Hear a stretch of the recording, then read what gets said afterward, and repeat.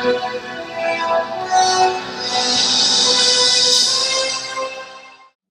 right. Hey guys, welcome back to the Chad and Mel Movie Hour. We are back with Alien vs. Predator and Alien vs. Predator Requiem. So we're going to apologize in advance for including these two films in the canon, but exactly. It's somewhat unavoidable in terms of the mythology of both Predator and Xeno. So here we are. Fasten your seatbelts. Cheers. I'm having a Columbus Day. It's Columbus Day, right? I'm having a Columbus Day drinking moment. So yeah, Chad. I have water. Good for you. One of us needs to be reasonable. I wish it was something else. What really surprised me, because, and this is what we expect of you, our beloved audience, is to watch these movies with us or rewatch them.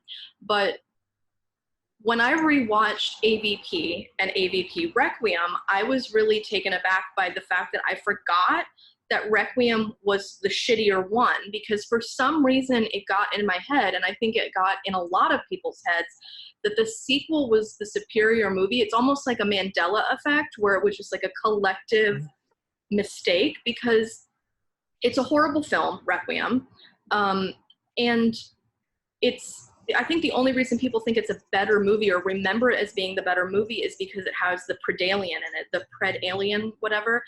But right.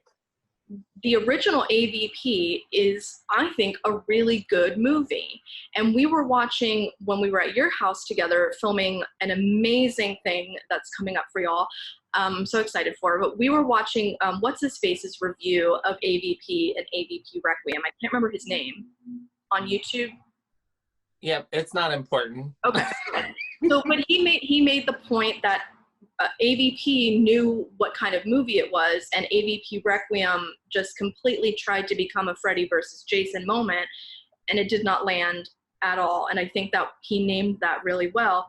But AVP, I really enjoyed, and you can tell because I took almost 4 pages of notes on it. And Sanaa Lathan, I mean, we have to talk about her. But I want to just maybe see if we can do like a tight little overview of the plot. And then I have a question for you, Chad. Is that okay? Yeah, that's perfect. I didn't mean to sound snotty, but I don't know if we want to like give anyone any spotlight, because this is our moment. Those are true facts, Chad. Thank you. Yes, this is the Chad and Mel Movie Hour. There are no other movie reviewers out there. I forgot. But I mean, basically the premise of Alien versus Predator is we get a little bit more of an origin story moment on the Predator and on the Xenomorph. And it opens with, Sanaa Lathan being solicited by Charles Whalen, the co-founder of the Whalen-Yutani Company, to go to the Arctic Circle on an expedition to explore a pyramid that they found under the ice. And of course, drama ensues. We see action, we see drama, we see horror, we see it all. But basically, we're given the origin story of the relationship not only between the Predator and the alien, but the kind of mythos behind the Predators as hunters, more about their culture, how they interact with other species, other races, if you will. So yeah, my first question though is, this is when we see on screen for the first time, and correct me if I'm wrong, Charles Whalen in any of the films. Is that accurate? Lance Henriksen playing Charles? Yes. Yeah, that is correct. That is correct. So, and just so we have it, this is the AVP cover. Correct. But as we pointed out, as you and I know, Alien 3 has him. Alien 3 came out in 92. AVP came out in 2004. 2004. So in 92, we have Alien 3 showing Bishop as Bishop's creator, played by Lance Henriksen, who I adore, of course. Lance Henriksen, one of the greatest actors of all time and highly underrated. Everything from Pumpkinhead to, of course, Bishop. But so we see him in Alien 3, and he is saying that, you know, it was made in his image. And this is like way into the future from this. So there's a little bit of, you know, and he's bleeding blood in Alien 3. So we know that he's human, or we're told, we're, you know, directed to think that he's human. But here we have him again, the same actor, saying that, so who knows what, I mean, I guess you just have to draw your own conclusions there. But whether it's like, I don't know. But, so yeah, that's like kind of the first thing that's a little off about all of this. But I really love Lance Henriksen, and I think that he's good in this movie. I don't think he's his best, but I am glad he was in it. I think the cast is actually not bad in this movie. For what a terrible movie this is and how bad it turned out. I actually like Sanaa Lathan and Lance Henriksen in this, both of them. I think with Sanaa, you have the first attempt to kind of reboot Ripley. So it's the first female action lead in one of these alien movies coming after Ripley that kind of capitalizes on that tough female action hero. However, the spin they did on it, you know, obviously she's younger, she's African-American, she has her own style, and I don't think that they modeled it so closely on her that it was like offensive. I thought it was appropriately different, and I think she actually like works in this movie. She's like one of the few things that kind of work. And Lance has some problems. One really, really cool moment is when you see him at his desk and he's doing the thing from Aliens that he does with the knife, but he's doing it with his pen. And it's kind of just like a tick that this guy has that then later goes all the way into the android version of him with the knife, though, with this high accuracy knife move. That's really cool. I don't know if it was like filmed well, like the shot and stuff. I just think story-wise and technically, the technical aspects, the story, and the design in this film were all pretty much shit. There's like some good moments to those elements, but whew, it's pretty bad. Yeah, so I want to point out that we are 100% on the same page, and you're not going to be able to read it, but one of my notes here is that AVP works specifically because Sanaa doesn't play like a Ripley impersonation. And yes. We talked about this in detail already with something that we've filmed for what's coming down the pike for y'all, but we talked in great detail about how with Prometheus and Covenant, we're getting Ripley like impersonations. Right. Yeah, we're getting impersonations of a character that doesn't need it. But I think this movie lands with her as a female lead, not only because Sanaa Lathan is an incredible actress, but because she didn't play to me like, you know, she was, not just because she's a woman of color, but she wasn't playing a Ripley impersonator. And I just think it works. As far as like your point on like the production design and like the technical elements of the film, yes, not hot. I did like that it took place in an Arctic moment because at least it was, you know, a different setting. I like how they refer, oh no, that's an AVP Requiem. Never mind, hold that thought. But I do like how we get the beginnings of the mythos of the predator culture. And oh, hey, Yautja. Oh my God, I miss him so much. I love that we get this kind of confluence of Mayan culture, of Cambodian culture, and of Egyptian culture and mythology kind of built into their hieroglyphs, into the architecture inside of the pyramid. I just love that. And they even name those three cultures. One of the characters in the film names them as being visible in that pyramid. But one thing I noticed, or that is my opinion of something I noticed, was there was a couple of scenes where they are in like an air duct, or excuse me, they're in the pyramid and they're in like one of the corridors of the pyramid. And it to me was reminiscent not of Alien and Giger, but of Aliens and like that version of Giger, where it was really Giger, but it had a little bit of that effect.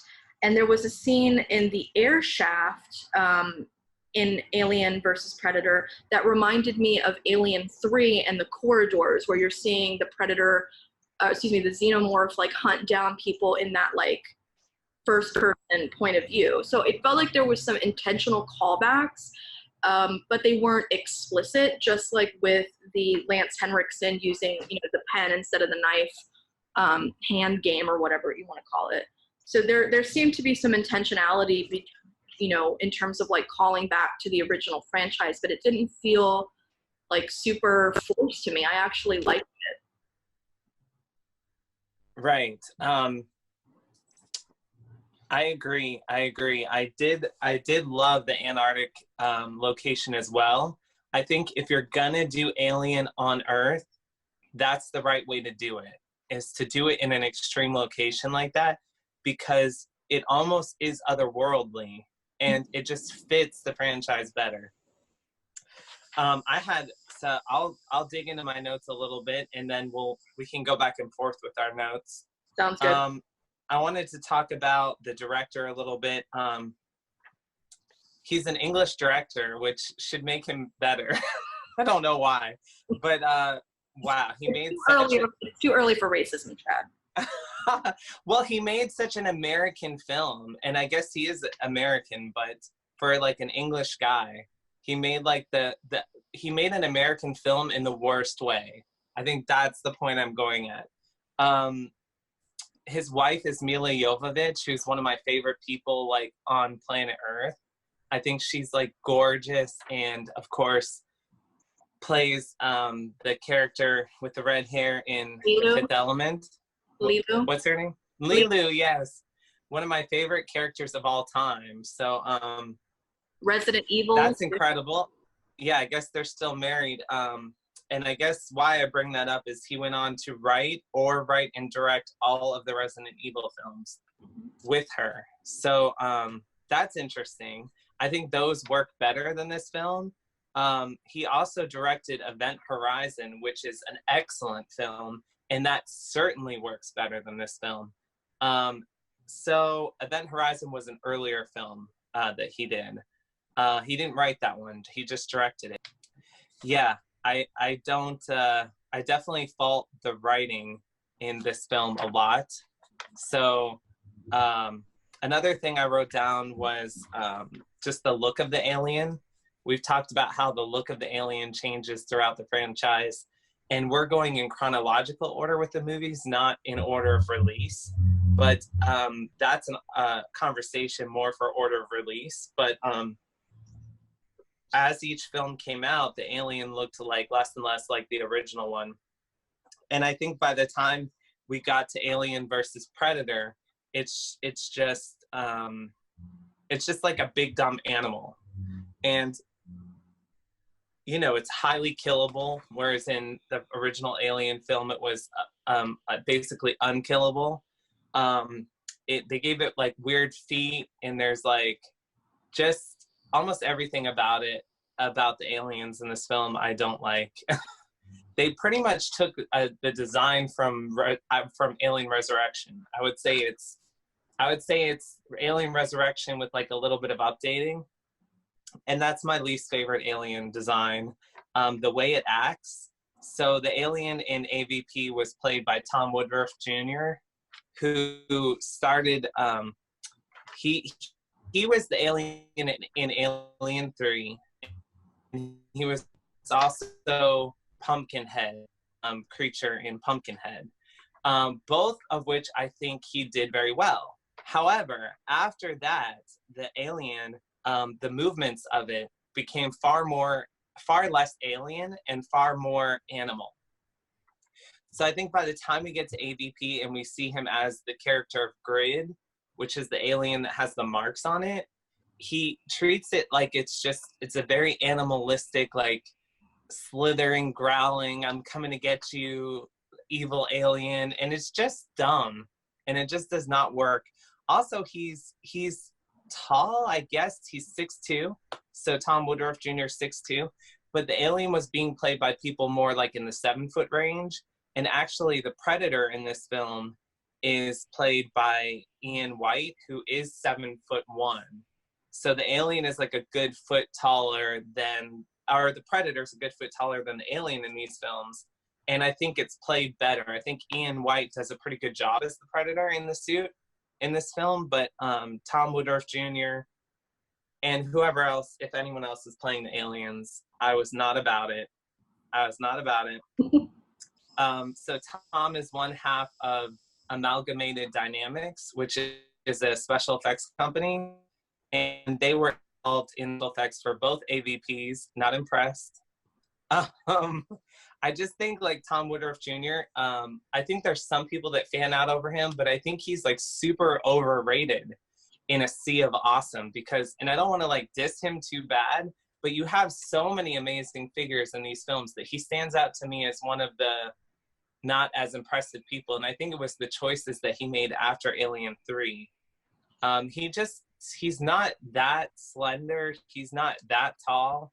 And he doesn't move that alien. And those are 3 things that I think are really important to play the alien. So yeah, that is the big disappointment to me. I don't know if you want to share some more of your notes, and then I have a few more things, but. Yeah, so I had some similar points. You obviously know the technicality way better than I do. Will you just remind the audience of the names of the 2 gentlemen that played the original Alien and Alien? Sure. So the most famous guy that played the alien in the original 1979 Alien was Balaji Badejo. And the more unknown guy that did some very significant scenes as the alien, who I think of as the alien, is Eddie Powell. So both of them were like in that, I mean, that if you look it up, their heights there's some discrepancies online, but everything starts them off at like 6'11".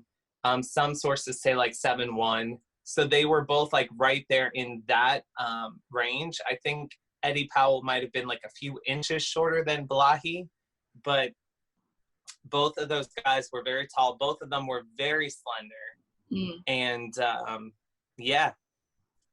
Yeah, and I think it's obvious that, because I think AVP does more fan service for the Predator than it does for the Xeno, which I'm not mad about, but to your point, I think it is, you know, when they do the close-up shot of the Xenomorph's feet and they look almost like hooves, and it's almost, again, like it's a caricaturization and it's like too much detail. Like, we don't want all the mystery sucked out of it. We don't need to see like every nook and cranny, you know. But that aside, going back to your point about this director and how he, you know, worked on different in different roles on a different Alien movie, and kind of coming from that Alien 3 aesthetic, which is very specific. And with the Alien 3 Xenomorph, it's very much like a dog. It behaves like a dog.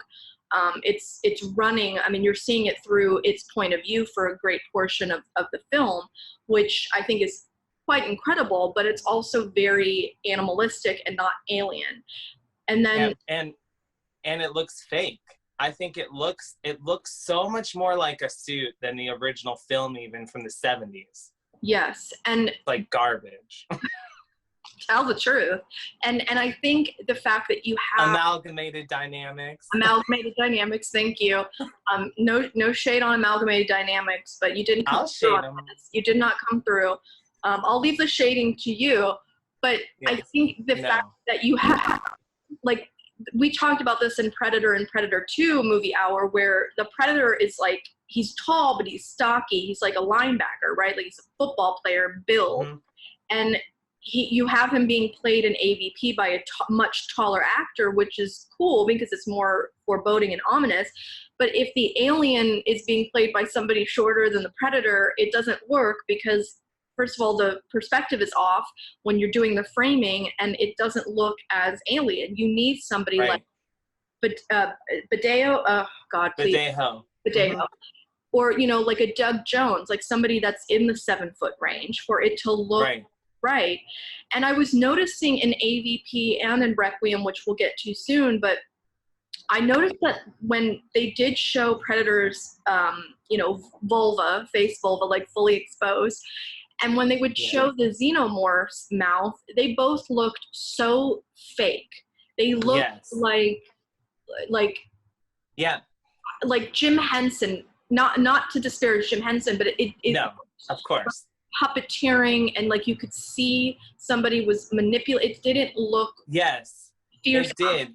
And you know what is so interesting is in the past, like some of the greatest films, like even Alien, if you look in the scenes, it looked like on the set, but then it's up to the directors and the cinematographers to get the right angles and the editors to get the right shots.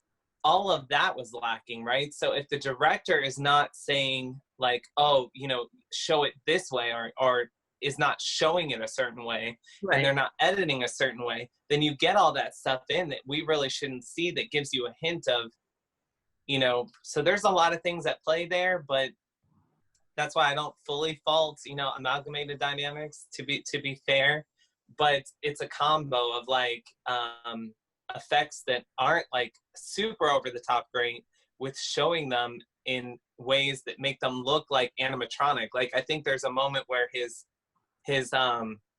like feeders, they like stretch up higher than they normally would, and it just looks robotic, right? Like it looks robotic. And then almost like the CGI queen at the end of this movie looks better than like the practical effects. Oh my God, so you had that too? You read my mind, yeah. I love it. But I will say, though, that when they do show the CGI queen at the end, it's just a ridiculous caricaturization, again, of the Xenomorph. Yes. I love the queen. I know she's not original, but I do love the queen. But in AVP, when she, like, runs, she looks like a gigantic kitten, like, running with, like, her little Tyrannosaur hands. She looks like a T-Rex from Jurassic Park, or not even as good, but... yeah, she has more of a dinosaur feel. Again, more animalistic. Nowhere near as cool as what Cameron did. I mean, obviously. And they did try to mix, because they actually had like a full-scale queen that they built. So they did try to mix like the full-scale queen in with the CGI in a lot of their shots. What's interesting, though, is you can tell which is which, right, in AVP. But...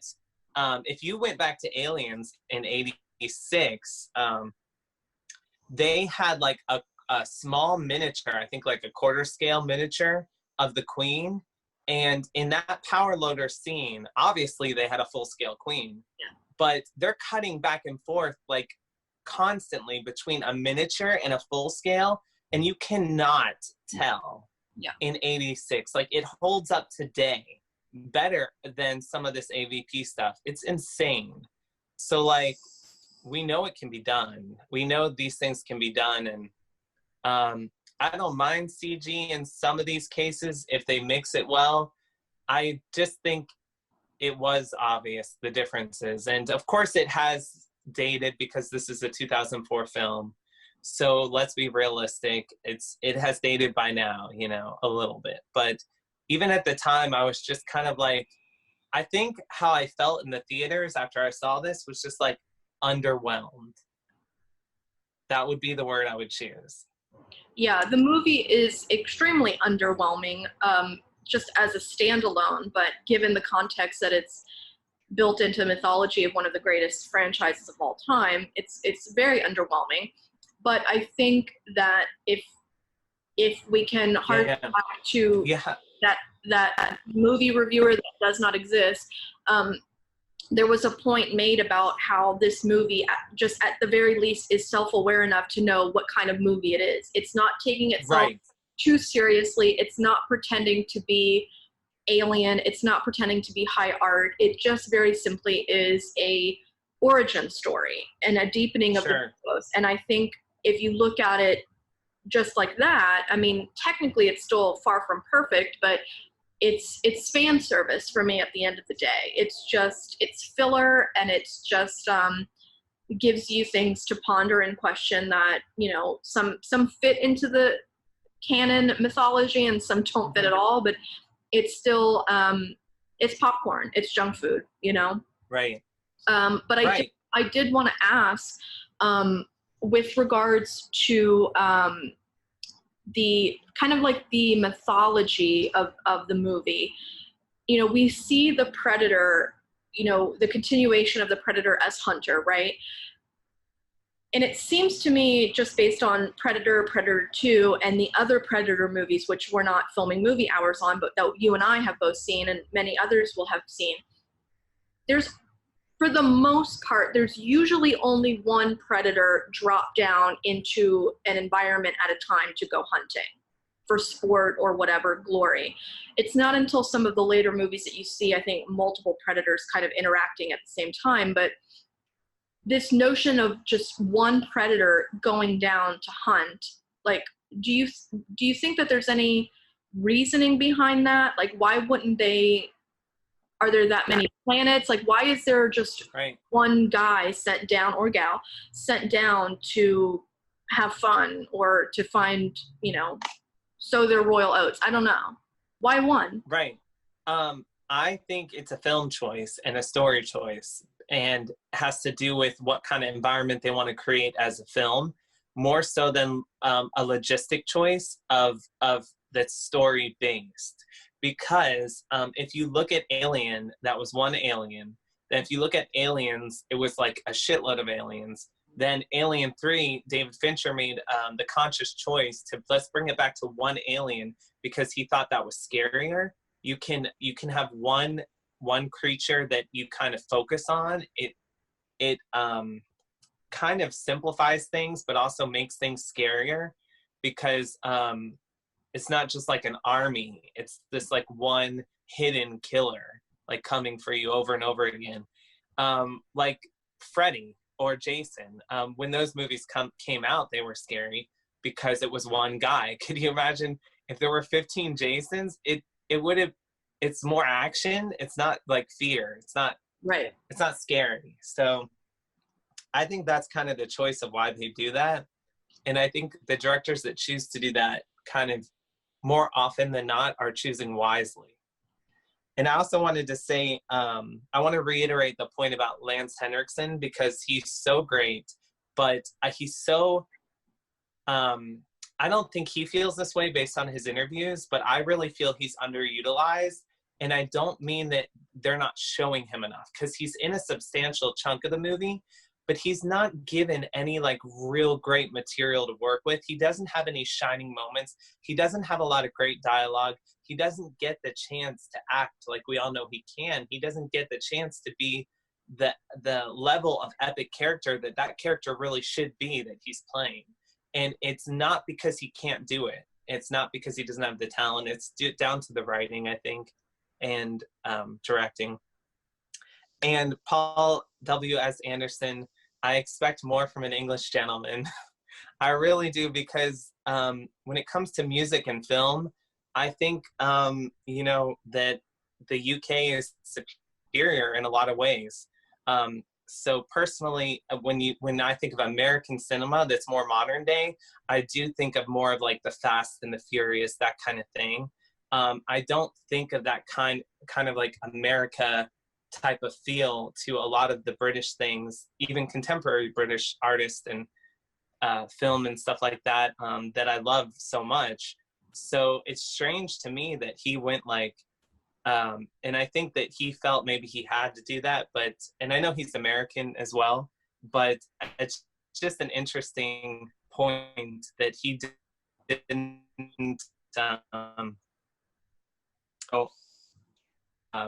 have any interest in doing anything like a straight up summer, like American type of film. There's a couple other instances of that, actually. In Alien Resurrection, you have a French filmmaker who is an amazing filmmaker, Jean-Pierre, who did City of Lost Children, one of my favorite movies, Delicatessen, Amélie, all brilliant films, right? But then when he came to America to make Alien Resurrection, he has said in interviews that he wanted to make an American style mindless film. And it's interesting. He's not American. Paul W.S. Anderson is American, but it's just interesting. I just would like to see a more artful direction in these films. I think when they're more highbrow and tastefully done, I think they work so much better for me personally. But I don't know if that is the case among all the fans. But well, yeah, that's my rant. No, and it was a beautiful rant. And I think, though, that, and Ron Perlman is also in Alien Resurrection, which, you know, of course, he was in City of Lost Children as well. But I think it says something about, I don't know what it says, but it does say something that people that have done highbrow are interested in, you know, fuddling around, if you will, with American popcorn cinema, like as a genre, that the genre, you know, you mentioned Fast and the Furious, and, you know, we've talked about like Transformers and, you know, just these summer blockbuster or just filler junk food movies that are entertaining, but that's kind of where they end, right? But that in itself is a medium that people want to play around in, is kind of interesting, right? Like it's become so prolific that somebody that does high art is like, well, let me just make a mindless American blockbuster and have fun, you know? But I wanted to talk about just a few of the callbacks that I noticed in AVP, and we can move on to Requiem. But I noticed that there was a sewer scene in AVP, and I can't remember at one point in the movie it happens, but it was very reminiscent because Predator comes out, not Xenomorph, but Predator comes out in a sewer, and it reminded me of that shot in Alien. That was Requiem, I think. Okay, all right, sorry, I have it confused, but I had that confused too because I mentioned the feet scene. Where the aliens' feet come out of the water and go onto the grate, but that's Requiem too. Okay, and then there was a moment. There's also like an infirmary scene. I think it's an AVP, but it might be in Requiem too. But it was very much reminiscent of the infirmary scene in Alien 3, where Ripley's in the infirmary and then Alien comes in and there's like that amazing. Oh, that's Requiem. That's Requiem. Okay, but then there's a scene, and I'm almost positive this is an AVP in Requiem, but I might be wrong, where somebody says, "You're an ugly motherfucker," but instead of saying it to Predator, they say it to the Xeno. Yes. Is that AVP or Requiem? I don't know, but it was. I believe. No, that's AVP. That is AVP. I just thought that was a delicious little like callback, and you know, not because they're both people of color, but they are both people of color. Sanaa Lathan and Danny Glover from Predator 2. There did seem to be some similarities in the third act of the movie with Danny going into the ship in Predator 2 and Sanaa being in the pyramid with the glyphs. Right. Aesthetically and tonally, it seemed to be a little bit of a mirroring moment. But and there's a shot in AVP where the Predator has like a necklace on with some trophies on it, and there's like a little kitten skull on it, which I just thought was adorable and like made no sense, but it was just like, oh, like he killed a kitten and that was whatever. But I just wanted to say also there's a shot of Sanaa in the pyramid with the torch that almost looked exactly like Harry Dean Stanton in Alien, where he's looking up at the rain falling down the chains in that. Oh, I know what you're talking about. So like again, it's right before she has her like one-on-one encounter with an alien. Yeah. Yeah. So I don't know if these are intentional. Well, some of them clearly are. I don't know. Paul has said that he watches Alien like weekly. At least he did at the time of doing the at the time of filming the like commentary for the disc for the home video. He said that he watched Alien like all the time, and Sanaa, the lead actress, was like really like, she seemed really like, I don't want to say concerned, but like she was like, wow, like she couldn't believe it. But I think to some people, like we talked about this with some of the other actors, they don't have, some of the actors in these films that are like the more iconic roles, even in the first Alien film, don't have that connection necessarily to it that a fan would. But I think what's great is that Paul is a true fan of Alien. And I'm guessing Predator as well, but for sure Alien. He's talked about that, like about how much he watches it. So I think all of that was intentional. Gotcha. Yeah. And I think that you can definitely see that whoever is behind the camera is a fan of the franchise. I felt that come through, and the more I watch AVP, the more I appreciate it for what it is. But the more I appreciate it as just really just delicious fan service. But I wanted to just, one last thing before we move on to Requiem is, you know, we have talked about, and this will be something the audience will see after the fact, but you and I have talked about this on camera and offline about projecting things after the fact onto decisions that the filmmaker makes. So feminist lens on, right? I don't know if this was intentional or not, but I feel like AVP is a really great feminist movie, and it probably passes the Bechdel test, which we've talked about, because Sanaa Lathan is such a badass in this movie. She has such agency. She's acting her pussy off, as she does with everything. But, you know, I think that you're getting, like, again, she's not impersonating Ripley. She's not trying to be another version of, like you see in Covenant and Prometheus. She's just a badass fucking woman and owning it. You even see it in the film when Predator, who we know operates by some sort of code, moral compass or code of honor, where, you know, when they encounter a worthy adversary, you know, and have recognized they've met their match, they don't senselessly kill them, just like he didn't kill Danny Glover at the end of P2. So you see even the Predator at the end of AVP bow to Sanaa, and they were fighting together against, you know, I mean, that was just like amazing for me as a fan. Right. And some people have said that moment like came too easily, where like they looked at her and then they were like, oh, you're one of us. Like, it was a little quick, but I think you have to just like go there with the film. But I was going to say, if anything like works straight down the barrel in AVP, it is her. It is Sanaa. And I think that she is one thing in this film that you can say is great. Like, she's great for what they're doing and how they're doing it. She's like the right choice. And I think her character is smart and like super capable. And I think her acting is great. And I think just straight down the barrel, she works, you know? And in a way, a lot does not work in this film. In the grand scheme of things, is it the worst film ever? No, of course not. And if you watch it on a very superficial level, it's actually not terrible as a film, but it helps to have her in it. And I wish I could say the same for Henriksen, because he certainly is capable of it. I just don't think they wrote and directed him that well. Yeah, agreed. I think that he is underutilized as well.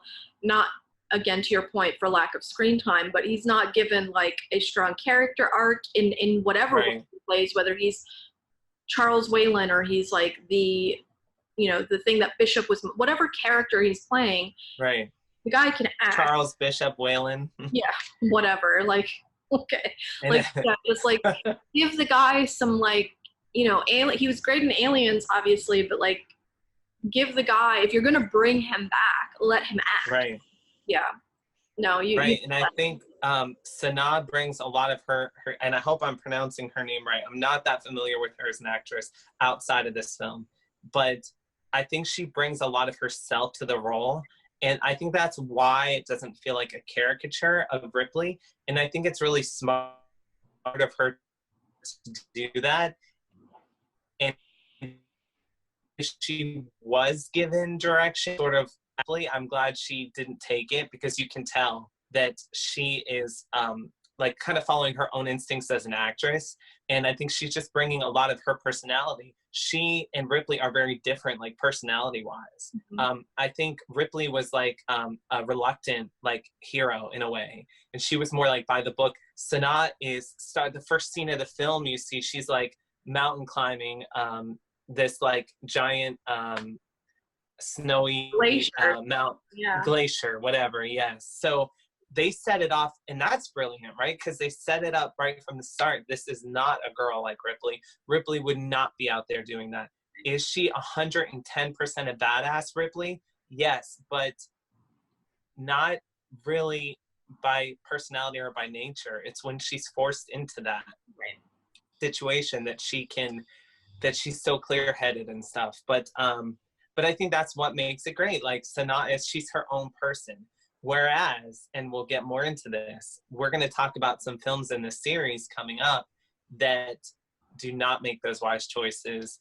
And I don't want to fault the actors, but there's a lot of several that feel, two in particular, that feel very much like just a clone of Ripley. Like we want her to even look like Ripley. We want her to act like Ripley.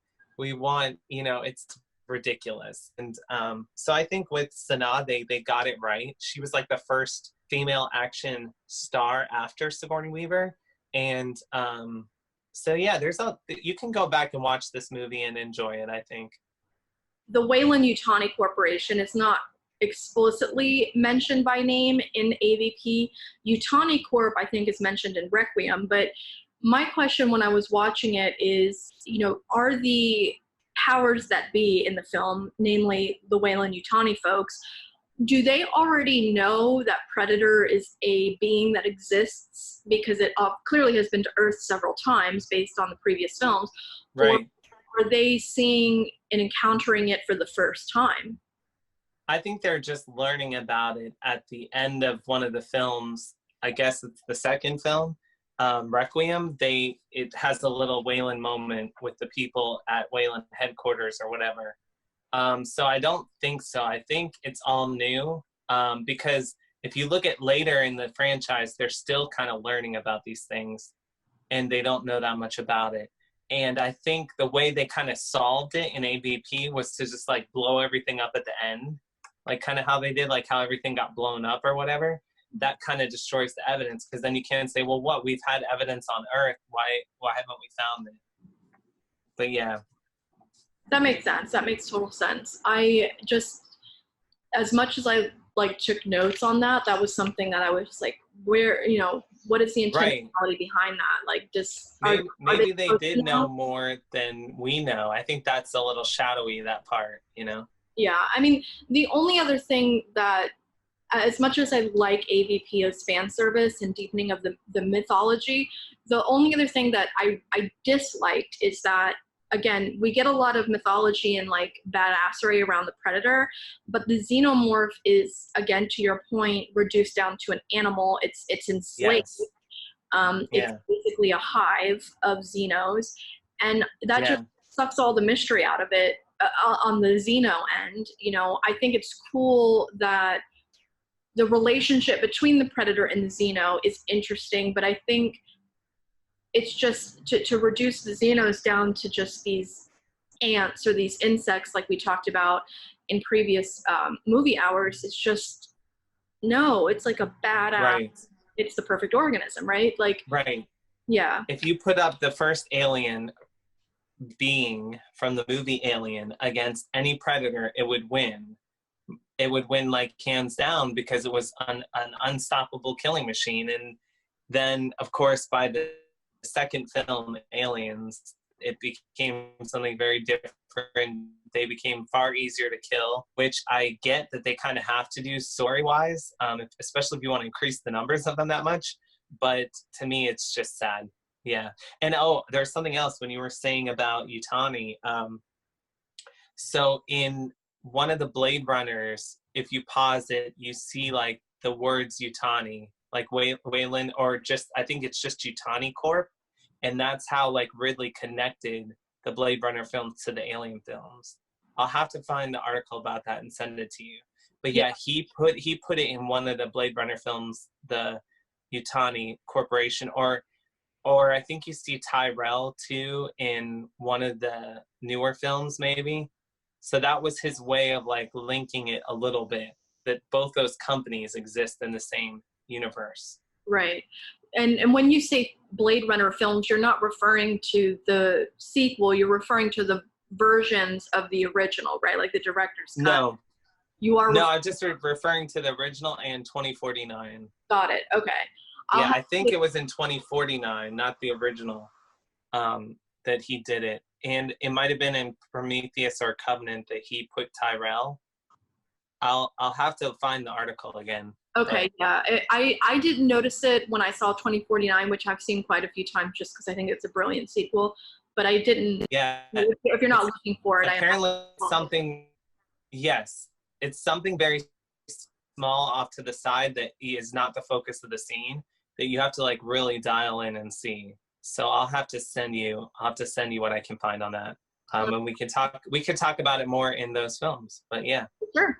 All right. Definitely. So I think we've said all there is to say about AVP, for better or worse. So we're going to move on to Requiem, which is apparently everyone's favorite sequel. So yeah, if you haven't already watched Requiem, we invite you to do so. Rewatch it and or don't. Yeah, we apologize in advance if you do, but yeah. So yeah, we will see you guys on the other side, and it probably won't be for the better. Bye. Bye.